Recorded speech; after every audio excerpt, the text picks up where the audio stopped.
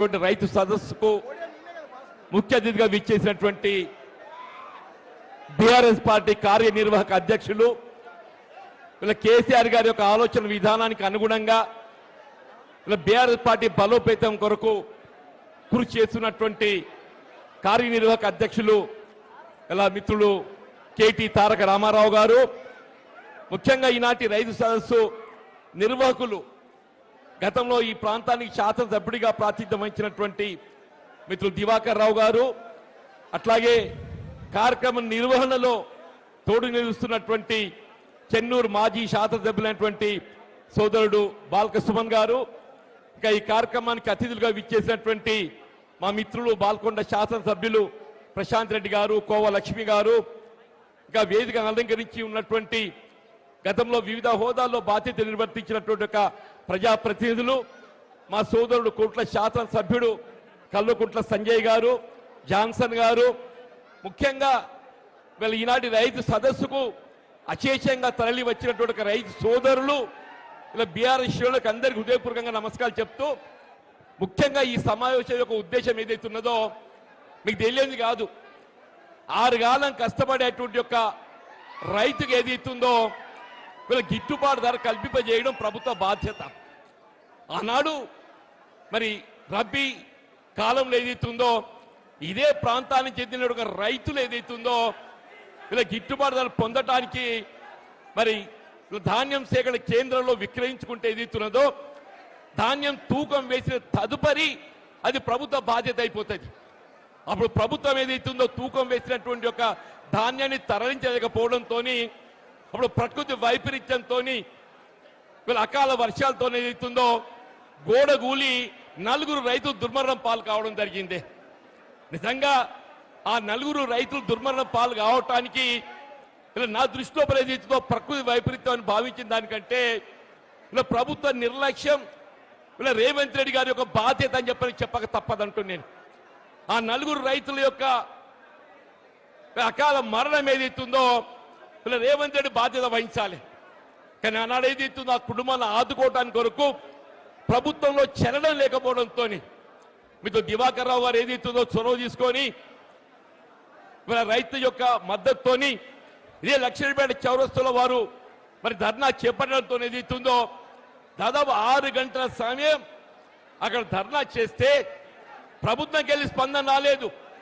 కానీ ఆనాడు వరంగల్ రైతు సదస్సులో పాల్గొంటున్నటువంటి ఒక మరి బీఆర్ఎస్ పార్టీ కార్యనిర్వాహక అధ్యక్షులు ఏదైతుందో ఈ అంశం సమాచారం ఏదైతే తెలుసుకోవడంతోనే ఒక రైతు చనిపోతే ప్రభుత్వం చలనం లేకపోవడం దురదృష్టకరం అని చెప్పి పేర్కొంటూ ఇలా బీఆర్ఎస్ పార్టీ ఏదైతుందో ఒక రైతు పక్షపాత పార్టీగా ఆ కుటుంబాలను ఆదుకోవడం ఏదైతుందో ఇలా బీఆర్ఎస్ పార్టీ పరంగానే మేము ఆదుకుంటామని చెప్పినటువంటి ఒక భావనతోని వారు వెనువెంటనే ఒక్కొక్క కుటుంబానికి 5 లక్షల రూపాయలు ఆర్థిక సాయం అందజేసే విధంగా మీరు దివాకర్ రావు గారికి ఏదైతుందో మరి టెలిఫోన్ ద్వారా వారికి సమాచారం మరి వెలువించడం, మరి ప్రభుత్వం కూడా ఒక్కో కుటుంబానికి 20 లక్షలు ఇస్తామని చెప్పారు అన్నదే.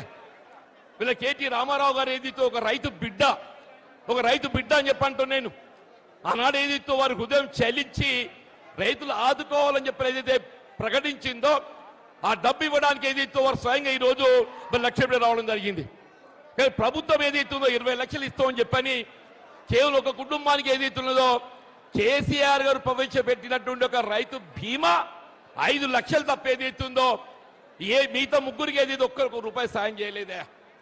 వాళ్ళు ఏదైతుందో ఈ 4 చావులకు ఏదైతుందో ప్రభుత్వం రేవంత్ రెడ్డి బాధ్యత వహించాలని చెప్పంటూ నేను ఇలా ప్రకృతి వైపరీత్యంతో ఎవరు చనిపోయినా కేంద్రంతో బాధ్యత వహించాలి, రాష్ట్ర ప్రభుత్వం బాధ్యత వహించాలి.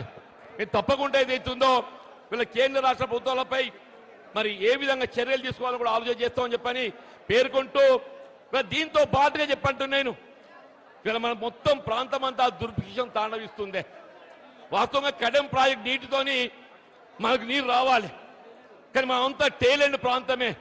ఇలా దండపల్లి కానీ హాజీపూర్ కానీ వీళ్ళ కాలు చివరి ప్రాంతం కాబట్టి నీరు చేరుకునే అవకాశం లేదని చెప్పని అన్నాడు కేసీఆర్ గారు ముఖ్యమంత్రిగా బాధ్యతలు చేపట్టడంతోనే ఈ ప్రాంతానికి సాగునీరు అందింపజేయడానికి గూడెం లిఫ్ట్ ఇరిగేషన్ కార్యక్రమాన్ని పూర్తి చేసి ఆనాటి నుండి ఈనాటి వరకు 12 సంవత్సరాలు చెప్పంటున్నా 2 పంటలు నీరు అందింపజేసే విధంగా కార్యక్రమం అమలు చేసిందని చెప్పంటున్నా. కానీ ఈసారి ఏదైతుందో వీళ్ళు ఇంతవరకు కూడా గూడెం లిఫ్ట్ ఆపరేట్ చేయలేకపోవటం, ఇలా దండపల్లి హాజీపూర్ ప్రాంతం అంతా ఏదైతుందో రైతులు నార్లు పోసుకున్నారు. నాటే వద్దేమో అంటే నీళ్లు లేవని చెప్పి అంటున్నా.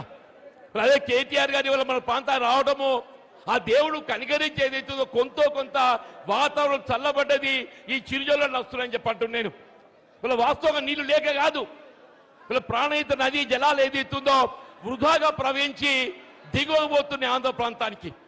ఆ నీటిని ఏదైతే కన్నపల్లి పంప్ హౌస్ నుండి మనం ఎత్తిపోసుకునే అవకాశం ఉంది అని స్వయంగా కేటీఆర్ గారు ఏదైతున్నదో కన్నపల్లి పంప్ హౌస్ సందర్శించి ఎప్పుడైతే 93.5 మీటర్ లెవెల్ మన ప్రవాహం ఉంటుందో నీటిని ఎగువ అన్నారం సుందిళ్ళకి ఎత్తిపోసి ఎల్లంపల్లి ద్వారా మొత్తం రాష్ట్రాన్ని సుభిక్ష చేయడంతో పాటుగా మన గూడెం లిఫ్ట్ ఇరిగేషన్ కూడా ఆపరేట్ చేసేందుకు అవకాశం ఉంది. ఇంకా దురదృష్టం ఏంటంటే వీళ్ళ రేవంత్ రెడ్డి అయితే కేవలం కక్షపూరితంగా వీళ్ళు ఎక్కడ కన్నపల్లి పంప్ హౌస్ ఆపరేట్ చేస్తే వీళ్ళ కాళేశ్వరం ప్రాజెక్ట్ ఏదైతుందో ఇవాళ అది మన ప్రాంతాలంతా సుభిక్షం చేస్తుంది. మళ్ళీ కేసీఆర్ గారు ఎక్కడ పేరు వస్తుందో చెప్పని ఒక కుట్రపూరితంగా, ఒక కక్షపూరితంగా వీళ్ళ ఈర్ష్యా ద్వేషాలతో ఏదైతుందో వీళ్ళ కన్నపల్లి పంప్ హౌస్ ఆపరేట్ చేయడం లేదని చెప్పి అంటున్నాం. ఇలా మొత్తం సాంకేతిక నిపుణులు అందరూ కూడా ఏదైతున్నదో కన్నపల్లి పంప్ హౌస్ ఆపరేట్ చేయడానికి ఏ విధమైనటువంటి అభ్యంతరాలు లేవు, ఆటంకాలు లేవని చెప్పి అంటున్నాం. ఎవరైనా ప్రభుత్వం ముఖ్యమంత్రికి ఏదైతుందో పాజిటివ్ దృక్పథం ఉండాలనే, నీకు పాజిటివ్ దృక్పథమే లేదని చెప్పి అంటున్నాం. ఏమనంటే ఎన్డీఎస్సీ అంటాడే national dam safety authority.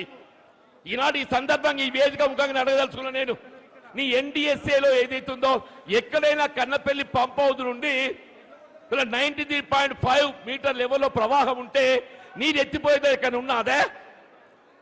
NDSA report ఏదైతున్నదో Yellampalli barrage ఏదైతుందో మరమ్మతులు చేపట్టేంత వరకు నీటి నిల్వ చేయకూడదని మాత్రమే పేర్కొన్నది. కానీ ఇక్కడ మేడిబెడ్డ మ్యారేజ్కు సంబంధం లేకుండా కేవలం కన్నపల్లి పంప్ హౌస్ నుండి 93.5 మీటర్ లెవెల్తో నీరు ఎత్తిపోసుకునే అవకాశం ఉంది. అది ఎత్తిపోయకుంటే ఏదైతుందో ఇలా మొత్తం రాష్ట్రం వల్ల ఇది కరువు ఏదైతుందో ఎల్లినో కరువు కాదు, ఇది ఎల్లినో ఏదైతుందో ప్రకృతి ప్రసాదించింది. దాన్ని ఎవరు కూడా నిలుపుదల చేయలేరు. ఎల్లినో ఇవాళ వచ్చింది కాదు, వాతావరణ సూచిక 6 మాసాలుగా హెచ్చరిస్తున్నాయని చెప్పి అంటున్నాను. నువ్వు 6 మాసాలుగా ఏ విధంగా చర్యలు ప్రికాషనరీ మెజర్ తీసుకోకుండా ఇవాళ ఏదైతుందో రాష్ట్ర కరువులు నెట్టబట్టడానికి ఇది రేవంత్ రెడ్డి బాధ్యుడని చెప్పంటావు. రేవంత్ రెడ్డి బాధ్యుడని చెప్పి అంటున్నాను. నువ్వు పంట కావాల్సిన కాలువ నీళ్ళు ఇయ్యవు, కరెంట్ ఇయ్యవు. అన్నారు కేసీఆర్ గారు ఏదైతుందో 24 గంటలు ఏదో అంతరాయంలో కూడా కరెంట్ ఇస్తే ఇవాళ దినంలో కరెంట్ ఎప్పుడు వచ్చేది ఎప్పుడు పోయేది అని చెప్పి అంటున్నా. కాలువ నీళ్ళు లేవు, కరెంటు లేవు, పండించే పంటకు ఏదైతుందో ధాన్యానికి మద్దతు ధర లేదు. మొన్న ఏసంగిలో ఏదైతుందో వడ్లు అమ్ముకున్నాం అందరం. దయచేసి ఒక్కటి గుర్తు చేస్తున్నా, ఎవరైనా ఎక్కడైనా క్వింటల్కి 5 కిలోలు 6 కిలోలు కూడా తక్కువ తూకం చేసినారా?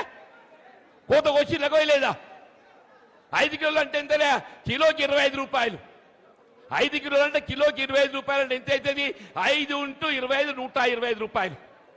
6 కిలోలకి ఎంత అవుతుంది? 6 × 25 150 రూపాయలు అయితే 30 క్వింటల్కి ఎంత అవుతుంది? 5 కిలోల లెక్క చొప్పున ఏదైతుందో 3750 రూపాయలు. 6 కిలోల చొప్పున 4500 రూపాయలు అని చెప్పి అంటున్నాను. ఇంత అవినీతి దోపిడీకి పాల్పడితే చర్యలు లేని ప్రభుత్వం. మిత్రుడు ఈశ్వర్ గారు మేము ఏదైతుందో జగిత్యాల్లో ఈ అంశాన్ని ప్రస్తావించినాం. ఇప్పటికీ ఈ వేదిక ముఖం చెప్తున్నాను, ఇలా మొత్తం రాష్ట్రం మీరు 60 లక్షల మెట్రిక్ టన్ ధాన్యం సేకరించమని చెప్పి అంటుండే. మీరు 60 లక్షల మెట్రిక్ టన్ ధాన్యం సేకరిస్తే 60 లక్షలు ఇంటూ క్వింటల్కి ఏదైతుందో 3000 దోపిడీ అయినా కానీ కనీసం 2000 కోట్లు ఏదైతుందో ఈ ప్రభుత్వం అవినీతికి పాల్పడని చెప్పి అంటున్నాను.